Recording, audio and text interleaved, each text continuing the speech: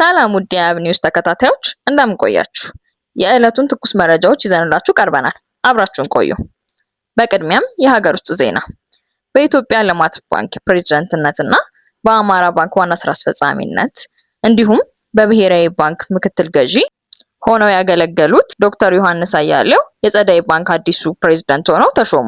በኢትዮጵያ የባንክ ኢንዱስትሪ ውስጥ ጉልህ ስፍራ የሚሰጠው የጸደይ ባንክ እኒህን ጉምቱ የኢኮኖሚ ባለሙያ የሾመው የፋይናንስ ዘርፉ አስቸጋሪ ሁኔታ ውስጥ በሆነበት ወቅት ሲሆን የእሳቸውን የኢኮኖሚክስ ሙያ እና የአመራር ልምድ ተጠቅሞ ባንኩን ወደ ተሻለ እድገት ለመምራት ሲሆን የባንኩን የገበያ ተወዳዳሪነት እና መረጋጋት ለማጠናከር ትልቅ አስተዋጽኦ ይኖረዋል ተብሎ ይጠበቃል።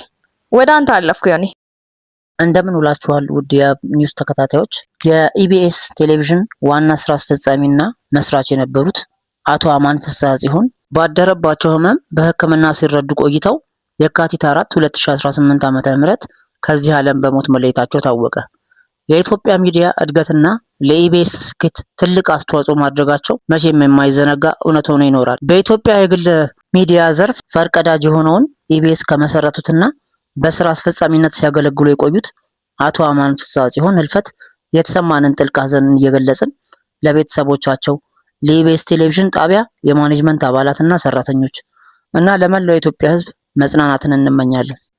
በቀጣይ የኢትዮጵያ ኤሌክትሪክ አገልግሎት 80% የሚሆነውን የኤሌክትሪክ መሰረተ ልማት ግብአቶች በሀገር ውስጥ አቅራቢዎች ማሟላት ተችሏል ብሏል። የሀገር ውስጥ ኩባንያዎችን ጥራታቸውን የጠበቁ ግብአቶችን እንዲያቀርቡ ቅድሚያ ተሰጥቷቸው እያቀረቡ ሲሆን እንደ ትራንስፎርመር እና ኢንሱሌተሮች፣ ኮንዳክተር እና ኬብሎች እና የተለያዩ ሃርድዌር እቃዎችን በሀገር ውስጥ አቅርቦት ተሸፍኗል ተብሏል።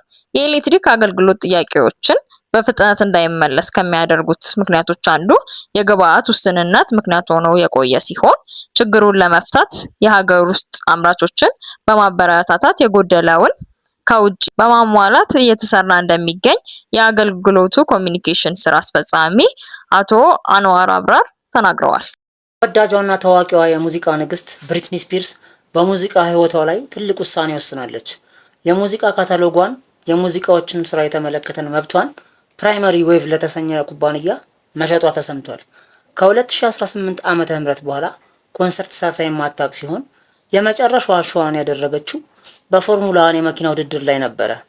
የሙዚቃ መብቷን የሸጠችው በ$200 ሚሊዮን እንደሆነ ለማወቅ ተችሏል።